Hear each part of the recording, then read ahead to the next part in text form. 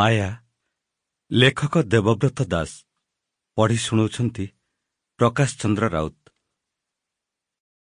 ମାୟା ଭାଗ 1।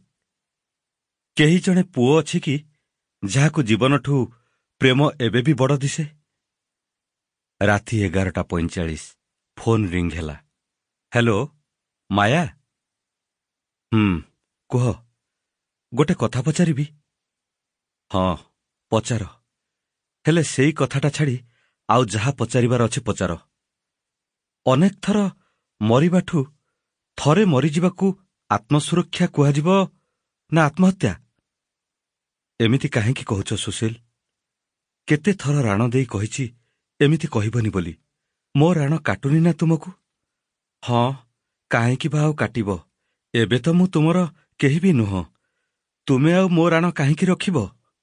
ହେଲେ ଏମିତି ଭାବିବା ଆଗରୁ ଅନ୍ତତଃ ନିଜ ବାପା ମା ନିଜ ସମ୍ପର୍କୀୟମାନଙ୍କ କଥା ଭାବ।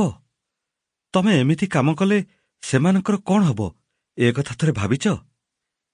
କିଛି ସମୟ ପଥର ପରି ଚୁପ୍ ରହିଲା ସୁଶୀଲ। ବୋଧହୁଏ ସିଏ ଏସବୁ ଭାବି ସାରିଥିଲା କିମ୍ବା ଭାବିବାକୁ ଚାହୁଁ ହିଁ ନଥିଲା। ବୋଧହୁଏ ତା ଛାତିରେ ଯେଉଁ ନିକିତି ଝୁଲୁଥିଲା ସେଥିରେ ବାଁ ପଟେ ପଡ଼ିଥିଲା ପ୍ରେମ ବଟକରା। ହୃଦୟ ଆଉ ପ୍ରେମ ଗୋଟେ ପଟେ ଥିଲା। ପ୍ରତି ମୁହୂର୍ତ୍ତରେ ଓଜନ ବଢ଼ି ବଢ଼ି ଚାଲିଥିଲା। ପ୍ରଥମ ଦିନରୁ ସୁଶୀଲର ନୀରବତା ମାୟାକୁ ବହୁ କଷ୍ଟ ଦିଏ। ନିଜକୁ ବେଶୀ ସମୟ ସମ୍ଭାଳି ପାରେନି ମାୟା। ସବୁଥର ପରି ଏଥର ବି ତା ନୀରବତା ସହି ନପାରି ମାୟା କହିଲା, ସରି ସୁଶୀଲ, ବିନା କାରଣରେ ରାଗିଯାଉଛି ତୁମ ଉପରେ। କ'ଣ କରିବି, କିଛି ବି ଭଲ ଲାଗୁନି ମୋତେ ଆଜିକାଲି। ଟିକେ ଟିକେ କଥାରେ ବିରକ୍ତ ହେଇଯାଉଛି। ବିନା କାରଣରେ କାହା ଉପରେ ବି ଚିଡ଼ି ଯାଉଛି। କିନ୍ତୁ ତମେ ଏମିତି କାହିଁକି ହଉଛ ଯେ? ଏମିତି ହୁଅନି ସୁଶୀଲ, କଷ୍ଟ ହଉଛି ମୋତେ। ଛାଡ଼, ତମେ ତ ବୁଝୁନ। ରାଣ ପକେଇଲା ପରେ ବି ତମେ ବାରମ୍ବାର ସେଇ କଥା କହି ଚାଲିଛ। ଜାଣିଛି ଏବେ ମୋ ରାଣର କିଛି ମାନେ ନାହିଁ ତମ ପାଖରେ। ହେଲେ ଗୋଟେ କଥା କହିବ, ଏବେ ତମେ ମୋତେ ଜମା ବି ଭଲ ପାଅନି ନା? ମୁଁ ଜାଣିଛି। ଭଲ ପାଉଥିଲେ କ'ଣ ଏମିତି ବାରମ୍ବାର ମରିବା କଥା କହିଥାନ୍ତ? ହେଲେ ମୁଁ ବି ଆଉ ପାରୁନି ସୁଶୀଲ। ତମକୁ ବୁଝେଇ ବୁଝେଇ ଥକି ଗଲିଣି ମୁଁ। ତମେ ତ ମାନୁନ। ମୁଁ କିନ୍ତୁ ଆଉ ପାରୁନି। ବିଶ୍ୱାସ କର, ମୋ ପାଖେ ଆଉ କିଛି ଉପାୟ ବି ନାହିଁ। କେବେ ବି ତମ କଥା ରଖିପାରିବିନି ମୁଁ। ଜାଣିଛ, ତୁମର ଏସବୁ କଥା ସତ। ତୁମ ଜିଦ୍, ତୁମ ଭଲ ପାଇବା, ତୁମ ଲୁହ ସବୁ କିଛି ସତ। ହେଲେ ଏସବୁ ସପ୍ତଫେଣି କଣ୍ଟା ପରି ଏବେ ଫୁଟି ଯାଉଛି ମୋ ଛାତିରେ, ଯାହାକୁ ଖୋଜି ପାଉନି।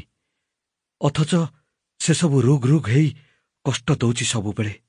ଆଉ ମୁଁ ସହିପାରୁନି। ସେଥିପାଇଁ ଏବେ ସବୁକିଛି ସାରିବାକୁ ପଡ଼ିବ ସୁଶୀଲ। ସବୁକିଛି ଏଇଠି ଶେଷ କରିବାକୁ ପଡ଼ିବ। ସେଥିପାଇଁ ମୁଁ ଡିସାଇଡ୍ କରିଛି, ଆମେ ଆଉ କଣ୍ଟାକ୍ଟରେ ନ ରହିବା ଭଲ। ଆଜିଠୁ ତମେ ଆଉ ମୋତେ ଫୋନ୍ କରିବନି। ଫୋନ୍ କଲେ ବି ରିଙ୍ଗ ହବନି। ଯଦି ବି ତମେ ଫୋନ୍ କର, ମୁଁ ତୁମ ନମ୍ବର ବ୍ଲକ୍ ଲିଷ୍ଟରେ ପକେଇଦେବି। ନା ଫୋନ୍ ନା ମେସେଜ କିଛି ବି ନୁହେଁ। ପ୍ଲିଜ୍, ତମକୁ ମୋ ରାଣ ମୋତେ ଆଉ ବାଧ୍ୟ କରିବନି। ମୁଁ ପାରିବିନି। ମୁଁ ମୁକ୍ତି ଚାହେଁ ଏସବୁରୁ। ପ୍ଲିଜ୍ ମୋତେ ମୁକ୍ତି ଦିଅ। ତାପରେ 70 ସେକେଣ୍ଡର ନୀରବତା। ଏଇସବୁ ନୀରବତା ଯେକୌଣସି ଯୁଦ୍ଧ ପରର ଛବିଠୁ ବି ଆହୁରି ବିଭତ୍ସ।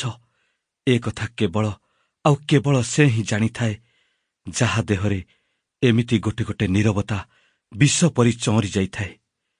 ଏକଲା ଛାତରେ, ଅନ୍ଧାର ଘରେ, ଫାଙ୍କା ରାସ୍ତାରେ, ନିର୍ଜନ ନଈ ପଠାରେ, ରାତିର ଘଣ୍ଟା କଣ୍ଟା 12ଟା ଟପିଲେ ଏଇସବୁ ନୀରବତା ସାପ ଫଣା ପରି ଚେଇଁ ଉଠେ, ଛାତି ଚିରି ଲୁହ ପିଏ, ଆଉ ପ୍ରତିଥର ବେମୌତ ମାରିଦେଇ ଫେରିଯାଏ।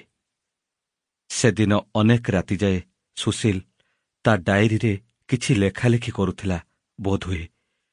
ଡାଏରୀର କିଛି ଅଧାଲେଖା ପୃଷ୍ଠା ଚିରି ଝରକା ବାହାରକୁ ପକେଇ ଦଉଥିଲା। Sample complete. Ready to continue?